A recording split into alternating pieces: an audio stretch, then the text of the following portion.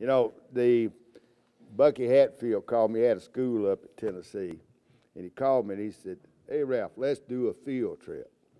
And so it's like the moon changed. All of a sudden, you got all women in the school. I had 9 women and 1 man. Bucky had most women. He called and wants to do a field trip. I said, "Where you want to go?" He said, "Let's go out to Bud Beeston School." Now, that's just something you don't do. Take a school to another school. So I had a big old van. We used to go out and shoot. So anyway, somehow, well, you know, Bucky knew Jack Miller. So next thing I know, I get a call from Jack Miller. "I heard y'all was going out to Bud Beeston. I know where there's a good golf course out there. I'm going to fly out there." And I said, "Okay." So he said, "Be sure to take your golf clubs." Well, I didn't. I forgot. I didn't figure Jack would show up anyway. So we get out there to the, and this story goes on, so I'm going to make it short.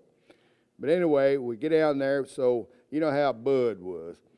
And you know, "What are y'all doing?" You know, and I said, "Well, we're going to leave our students. We're going to go out and have lunch or something. We're just going to play golf."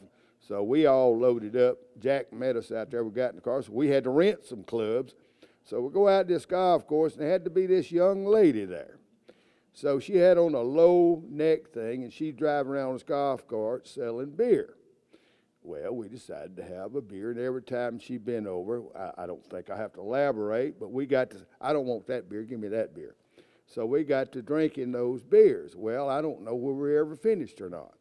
Well, we was tipping $5, and then it was $10, and it's $15, and this girl was right on us every hole. So next thing you know, we get back, and it's dark. And so Bud, he's all been out of shape, so he made us come in there and make some mule shoes. So now here's Bud Beeston for you, and we're getting 2 at a time because Bud's passed. All these guys, most of them we're talking about Hall of Famers. And anyway, Bud got us in there in them old cold Fords. We're making these mule shoes, and for this old mule that you couldn't do nothing with. So, and we had a few too many. And so Bud takes them shoes, and he keeps those shoes and puts them in a glass case, had velvet, and took them to the convention in Texarkana, and gets up and he starts talking about these shoes. And Jack Miller's sitting there just scrooching up because he's just playing the audience. He's the story behind these shoes, these 3 birds. And so he just playing along, and about that time, Jack eased up and he started around he was fixing to head for the door. About the time Bucky's wife smacked him clean out of the chair. I want to know who was selling that beer. But anyway, there was a lot to that story. But Jack was a lot of fun. We had a lot of fun. Bud Beeston was a trip himself. Now, we're going to talk about Bud. And who knows Bud Beeston? And here's a young man. You went to Bud school. So we're going to give you a shot. We're getting 2 at a time because of time. Tell us a little bit about Bud. A good story. We want to hear it. I went to Bud school in the early 90s. The horseshoe that was doing our horses at the time sent me there, and he wouldn't let me drive. He flew me up there because he said if I drove, I'd come home. When you got there, he had a guy pick me up that couldn't drive. He was disabled. He really couldn't drive. And he's the one that picked me up, and I got there about 9:30 at night. Bud's, I guess, cabin, or where he kept all of us, was the old jailhouse in the middle of town. Yeah, absolutely. I mean, the steel doors, the whole 9 yards, and the top part was condemned, and it was falling down. And you didn't wear flip-flops in the restroom, you wore boots. You stayed away from it.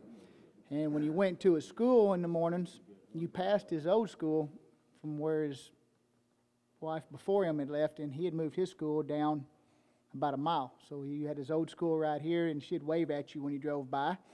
And you went to his new school right down the road. And I went half and half. We got there, and his favorite thing to do was give you a sharp rasp and a dull knife right off the bat. And you handmade everything. He gave you 2 pieces of cut spring, coil spring, and that's what you made your pritchels out of. And most people had never even touched one of these before, and he'd want you to straighten it out. And you can imagine how that turned out. But the day I graduated, they had a big deal there. A bunch of people had showed up for something, and me and one other guy was the only ones graduating that day, and he was really talking us up, how good he had showed us. Well, my parents had showed up, and they had brought a couple of futurity horses, and they had brought another horse. One was an NFR horse. They were really good horses, and she wanted me to shoe them. And I remember him talking, telling everybody how good I was, and then he turned around and he said, "You might better let me shoe them. You stay over to the side." He was a hard man to get along with. He was extremely rough, but he was if there's any such thing, he was a god at metal. He could do things with steel that, to this day, I wish I'd have paid more attention. Anybody that could ever ask, whether you liked him or not, he could do things with steel that would, it was phenomenal. He would do it. You could break a hammer handle. He would shape things with a hammer handle. He could make lips. He'd get a quarter and he'd make a shoe out of it. I mean, he could do things that nobody could ever understand. It was a privilege to know him. Now back then I'm not real sure, but it really was a privilege to know him. All right, we got so many names, though, it's hard to talk about every one of them.